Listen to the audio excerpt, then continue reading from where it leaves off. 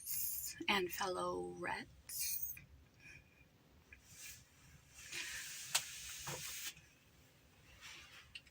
Welcome to another quote video. I'm going to make this quote video mental health centric because that was kind of the origin of my channel. And I'm going to integrate a little bit more of that in, hence the video, normalize but don't romanticize physical and mental illnesses, that went out not long ago, and all of the links below to mental health topics and some of my physical conditions. It's a good quote. It ties in. I think I've only done one quote other than that this year that was related to mental health, and that was that we owe it to ourselves to get the best treatment possible. And that was way back in January, like January 3rd or 4th. So we will make this mental health centric. Because if you don't have your health, you don't have your life.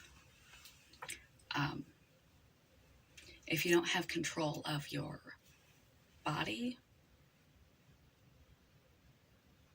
you have to work your life around your health.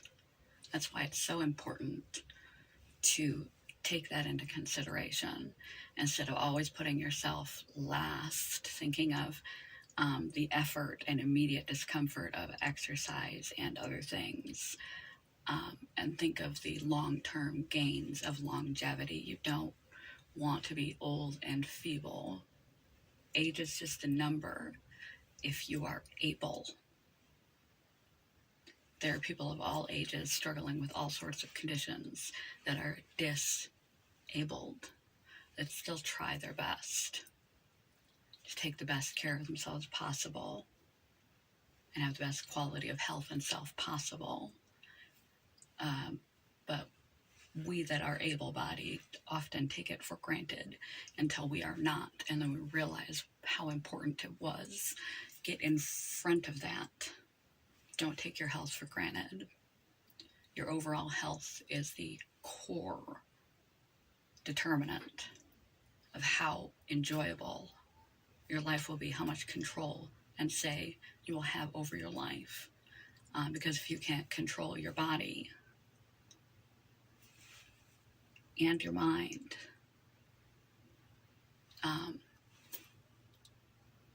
it will be determined for you what you can and cannot do. You'll be greatly constricted and limited by that. So take your physical and mental health into consideration. As far as your mental health, which is a priority of this video, a lot of people go to therapy these days. A lot of people have been to therapy sometime in their life. Maybe they had a bad experience. Maybe they had a bad connection. Maybe they had a bad therapist. Maybe it wasn't the right time or the right fit. Maybe they didn't know their rights. Maybe they were unwilling. It is highly unlikely if you are court-ordered or forced into therapy, if you are resistant to change, if you lack the insight to know that you need help or a change, that the therapy is going to be effective. It is like taking someone with an addiction and forcing them into recovery. If they are not ready to see the reality of their situation and to coping with it, no amount of adequate professional quality rehab services and groups and connections and Al-Anon, etc., AA is going to help. You have to be ready and in the right place. But how do you know if you even need help? If you have a known mental illness, a known mental condition, and you notice a deterioration in your functioning, not taking care of yourself, your hygiene, not enjoying or deriving pleasure from things you typically find pleasurable and enjoyable, withdrawing from others, withdrawing from activities, finding more and more time alone, difficulty concentrating on reading, watching a TV show, anything that involves you to just sit still and focus, difficulty focusing, starting multiple things and not being able to finish them, being overly confident, overly energetic, overly risk-taking, confident to the extreme, a change from your normal attitude that is noticeable by others, your normal energy levels, your normal participation in life, your normal hygiene, your normal appetite, decrease or increase in your eating or weight, decrease or increase in your sleep that is prolonged, approximately 2 weeks. Give it 2 weeks, and if these things, these changes in you continue, noticing positive symptoms of psychosis, hearing things, seeing things. Some people with psychotic mental illness kind of live with a low level of that continuously, or with anxiety disorders live with a low level of that continuously. But if of a period of approximately 2 weeks, you are having more symptoms, an increase in symptoms, or a decrease in functioning that is staying, especially if it becomes noticeable to other people, not just you, but other people are pointing it out to you, that you're not acting right, or behaving right, or thinking straight, or there's something different, or there's something wrong. Don't take offense. Have the insight and self-awareness to know that you have a lifelong condition that you are managing. And like any other condition, it has its good and bad times, and you may need to return to therapy or speak with your ongoing treatment team about a modification in approach, adjustments of medication. Make sure you are forthright. If these symptoms of deterioration or exacerbation stay for 2 weeks or longer, and any thoughts of suicide, even passive thoughts, need to be reported immediately. So yes, those kind of things will give you an indication. Uptick in symptoms, decrease in functioning, aberrant behavior, being more energetic or far less energetic, sleeping for hours upon hours upon hours upon hours, or not sleeping at all, stopping eating, overeating, decrease in hygiene, increase in provocativeness and confidence, heightened potential symptoms, hearing things, paranoia, agitation, panic attacks. Those sort of, things are giving you signals if something is not right. And if you can't recalibrate by taking extra special TLC of yourself and get things under control at home, you need to address it with your mental health care, or return to mental health care before you don't have any say in the matter. As for new people who have never once gone to therapy, or who've had bad experiences, so you have bad associations, who went when they were not ready, you have to find a therapist and a psychiatrist if you need psychiatric medication. Not everyone does. That you click with, you have rapport with this person. Because if you do not feel like they understand you, if you don't feel like you are safe and you can open up and share, and granted, you have to give this person an adequate amount of room and space. You're not going to feel that way. They are a stranger. But you have to give a month or two, kind of get to know, get a feel for each other. You have to feel safe and vulnerable enough to open up, because you're only going to get as well as you can tell. If you can't tell your symptoms, it's like going to a medical doctor, sitting in the office and not sharing the symptoms you are experiencing, so they can't run the test to find out what's wrong with you and how to help you.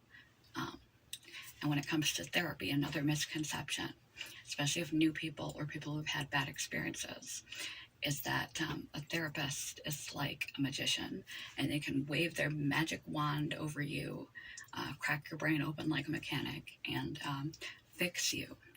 Just that one right answer, how to change your life, how to change your mood, that one magic pill, like a witch doctor, and they're just gonna fix your life. You have to put in the work. No other human, no matter how skilled and trained, they are to help guide you, support you, diagnose you if necessary, help you through your situations, help you to see your false beliefs and perceptions, help you to approach and address the issues in your life, and medicate any disorders you might have if that is necessary. You can't reach in anyone else and control their emotions. We are not robots. They can't tweak a few buttons or stick in a new microchip and make you better. They are highly educated, highly qualified assistants that hold mirrors up to you, objective, safe, confidential mirrors that allow you to see yourself more clearly and the problems in your life more clearly, the realities of life more clearly. Notice when you are slipping, and have been trained in ways to assist you to assist yourself. People think it's weak to seek help. Seeking help, admitting vulnerability is not a weakness, it is a strength.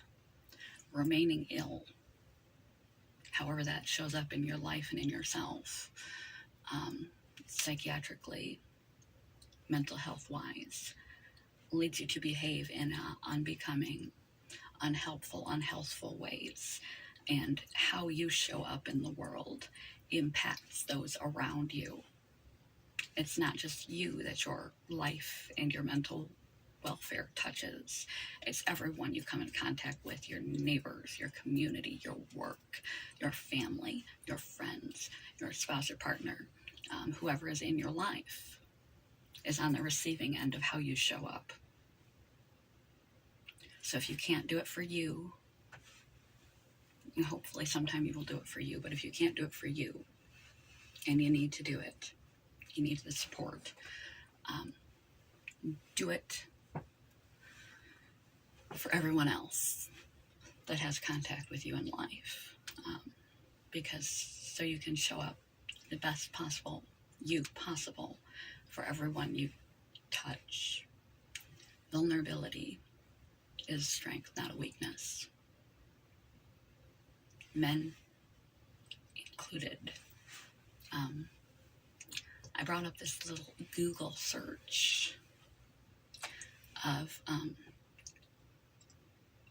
some reasons why you might consider going to therapy, getting some mental health help. Hopelessness. Unlike sadness, feeling that there is no hope or that you are worthless is a sign of possible depression. Hopelessness can include things like worrying you have no future,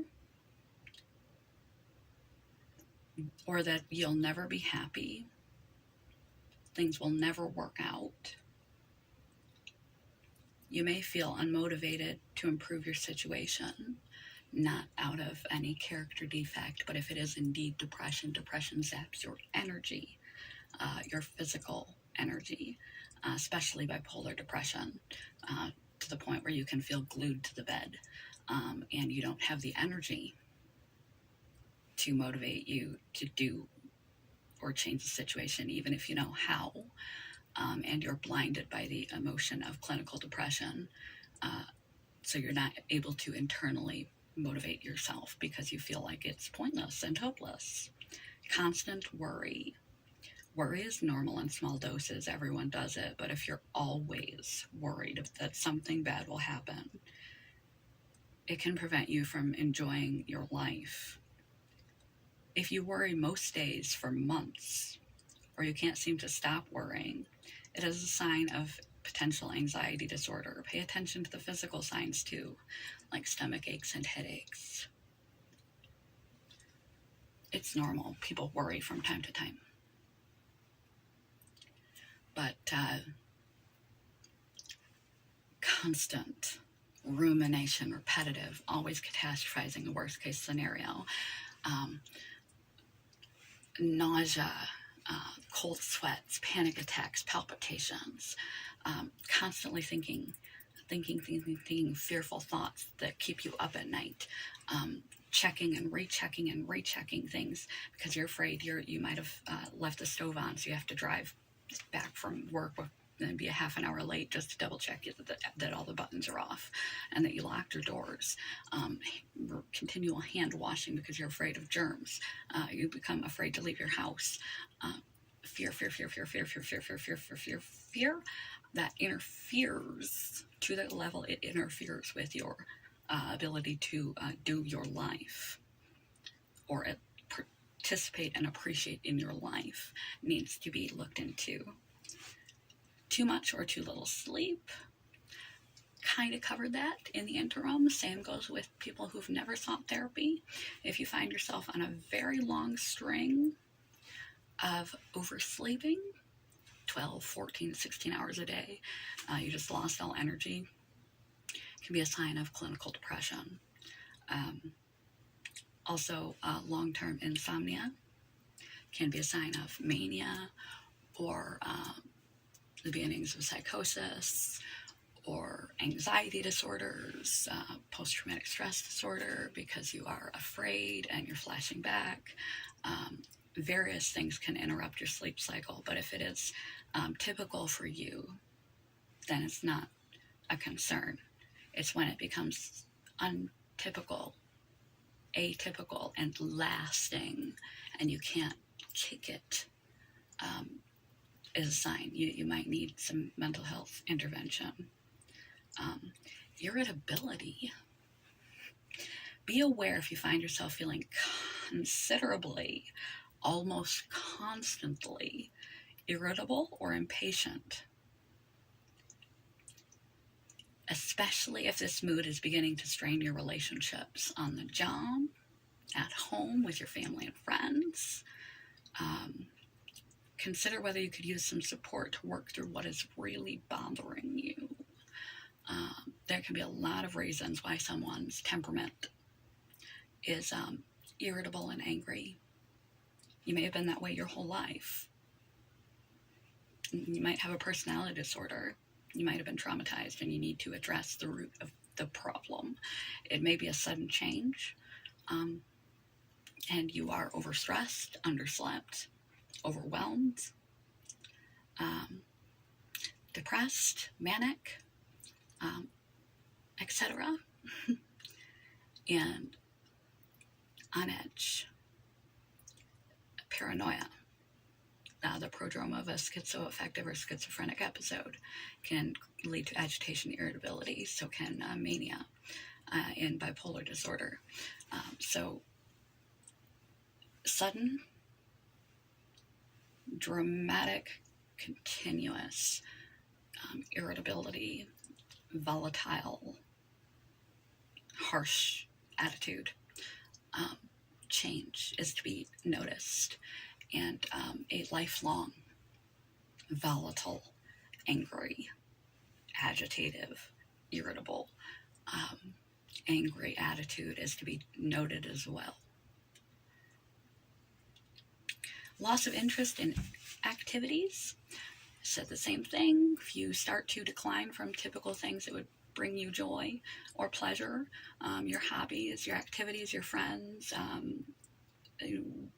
shows you like, books you like to read, places you like to go, everything just seems kind of not worth the effort.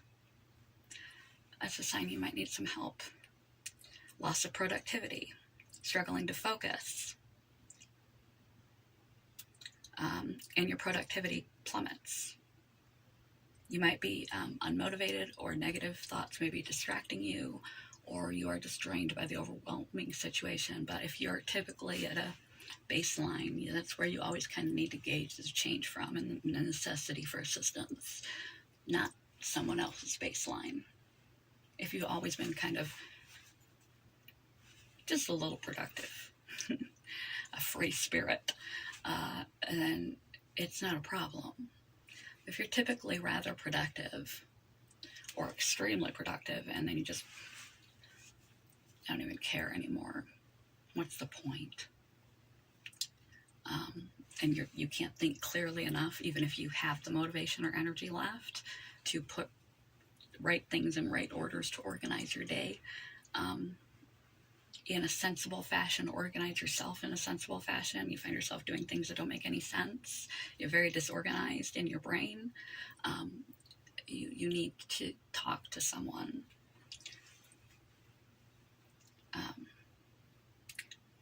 You've lost someone or something. This is circumstantial, situational. If you have had a divorce, loss of a loved one, breakdown of a very important bond or relationship, loss of a home, loss of a long-term career, we don't typically cope with loss well. It strains us emotionally and psychologically, and increases our stress incredibly. Transitional periods are well known to be difficult, and great loss can cause circumstantial depression, depending on what it was, PTSD, anxiety, guilt, depression, though this may be related not to a underlying mental illness, but to a circumstance.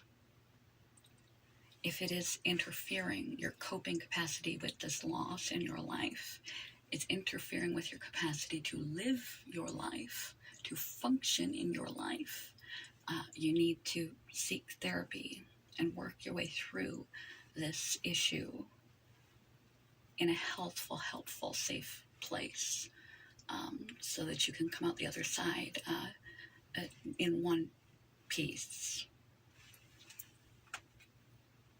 Do I need therapy for better mental health? A good self-care routine can help us maintain our mental health and maybe get us out of our funk. The severity of your mental health issue, your personality, and other factors will affect your ability to bounce back. They tend to work better for mild mental health issues or for those with high motivation. The simplest way of thinking about it is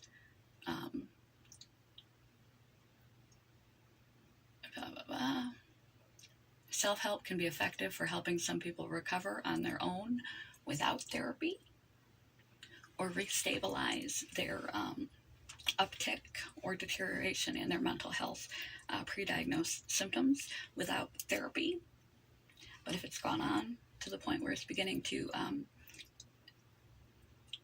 ruin your life, that's kind of the level when we know that we need to reach out for help from a professional, is when we're no longer able to function in our own life adequately. when we're destroying, hurting,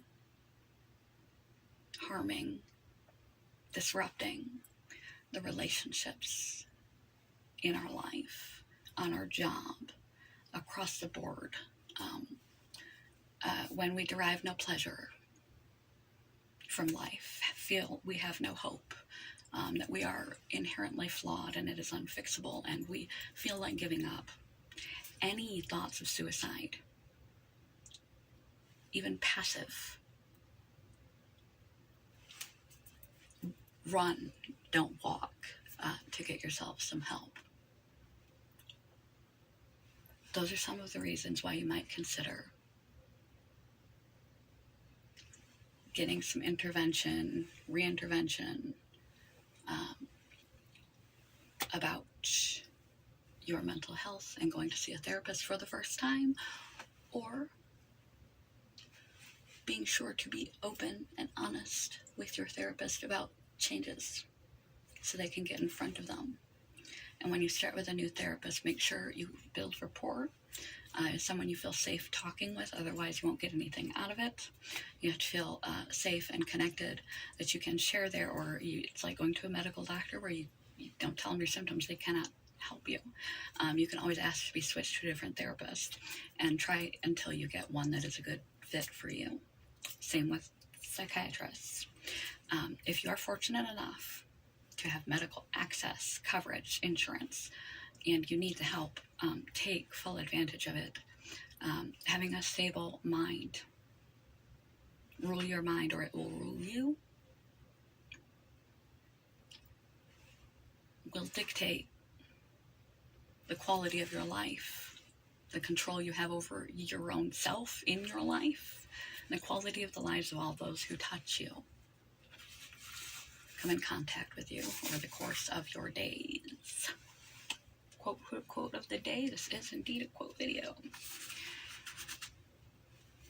You can't dance if you got too much muck in your head.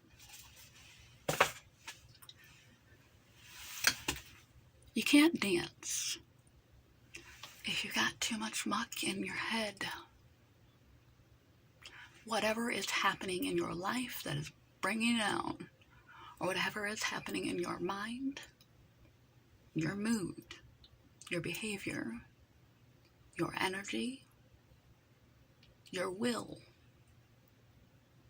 your pleasure, your hope, whatever is happening, whether you've been to therapy in the past, whether you're in therapy currently, or have never been. If what is going on is getting to the point that it is changing your baseline normal behavior to such a degree that it is interfering with your ability to function in your life, or enjoy your life in any kind of way, your behavior has dramatically changed to the point where other people can tell. And any thoughts of life not being worth living, passive suicidality, need to be taken to a doctor. If you caught a virus, had pneumonia, go to the hospital or you go to your doctor. This is no different, just because it's stigmatized. Your brain is an organ, just like the rest of your organs, and it can get fuckered up. And you need lifestyle advice. It's like medical advice sometimes is lifestyle changes, like with diabetes, or medical intervention with medicine, or a combination of the two. Don't be ashamed or afraid to go get help, professional help for your brain organ, any more than you would be for any other organ in your body. It's not to be feared. It's to be embraced. It's so that you can return to yourself and your life. So you can get the muck out of your head. so you can dance.